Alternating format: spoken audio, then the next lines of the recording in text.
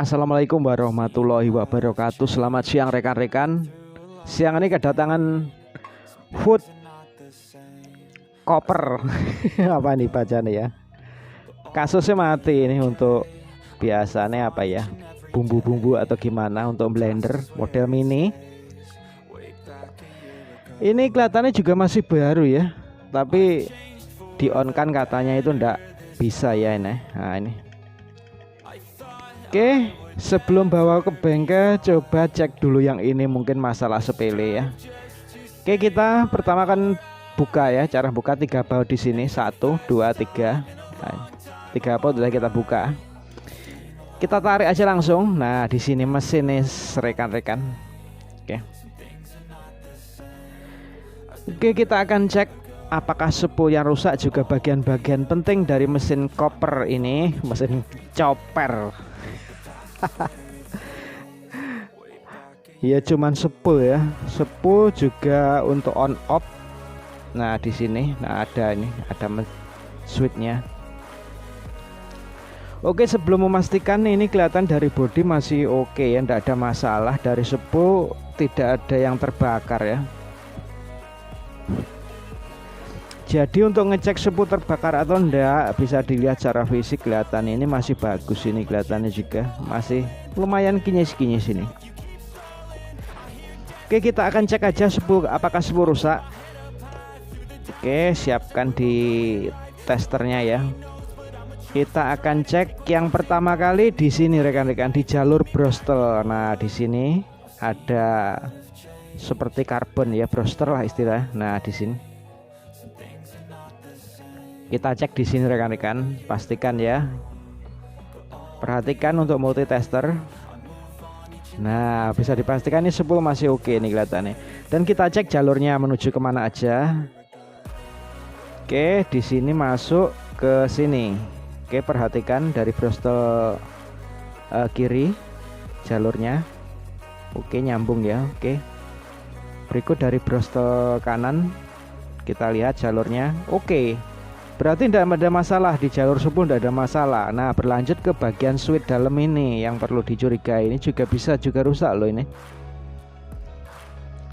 Oke, untuk sistem kerja, untuk posisi on ini kita tekan ya di sini. Nah, tek tek. Nah, ini harusnya nyambung kalau diukur tester nyambung. Kita tes apakah switch rusak atau dari kabelnya. Oke, perhatikan multitester rekan-rekan.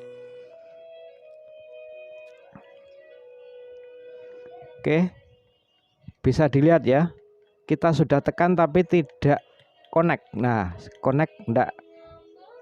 Nah, seperti itu kasusnya. Nah, berarti kemungkinan masalah di switch ini rekan-rekan. Oke, untuk bongkar switch kita akan buka 4 baut ini di sini, 1, 2, 3, 4. Oke, kita bongkar dulu. Karena ini cuman saklar ya, switch. Pastikan jangan keliru biar bisa bongkar, bisa pasang ya.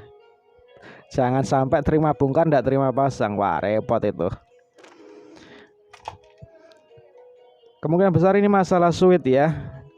Kabel juga bisa, tapi kelihatannya kayak saya curiga di bagian switch ini ya. Oke, hati-hati sekali lagi. Pastikan 4 baut sudah terbuka sempurna. Oke. Kita balik biar enggak apa-apa rontok. Kita buka rekan-rekan. Ada 4 buah per ya di sini. Nah, ini dalamannya seperti ini. Oke. Kok posisinya enggak tepat ya ini? Harusnya tepat gini ya. Kita lepas saja bolak-balik, nanti pasang enggak masalah, yang pasti posisi per ya, posisi per. Oke, kita lepas, tarik sedikit. Nah, di sini ya. Posisi seperti ini biar lebih mudah melakukan pengukuran. Kita akan cek. Pastikan nyambung ya, kalau ditekan harusnya nyambung. Perhatikan multitester rekan-rekan.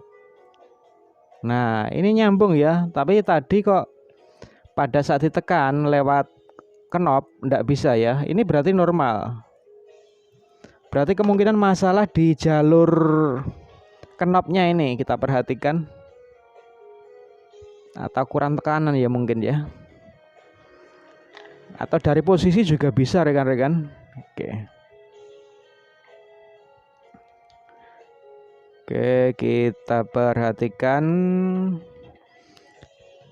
kita otak-atik bagian knopnya ini. Kelihatannya kayak enggak presisi gitu ya. Enggak tegak lurus ini, kayak miring itu. Oke, coba kita pasang tanpa per. Apakah bisa menekan ya? Bisa jadi ini kurang tekanan rekan-rekan ya.